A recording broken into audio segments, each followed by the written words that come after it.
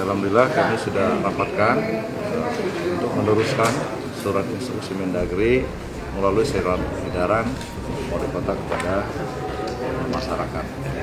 Itu level kita saat ini sudah menjadi level 3 dari 2 jadi 1. Jadi item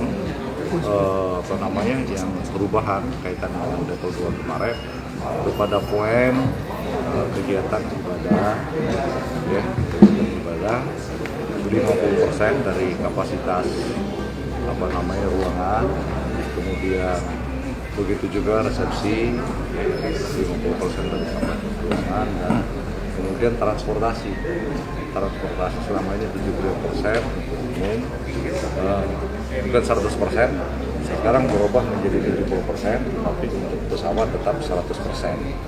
Itulah perubahan. Tapi yang paling penting bagi kita untuk menghindari percepatan laju penyebaran corona COVID ini adalah mari lagi tindakan protokol kesehatan.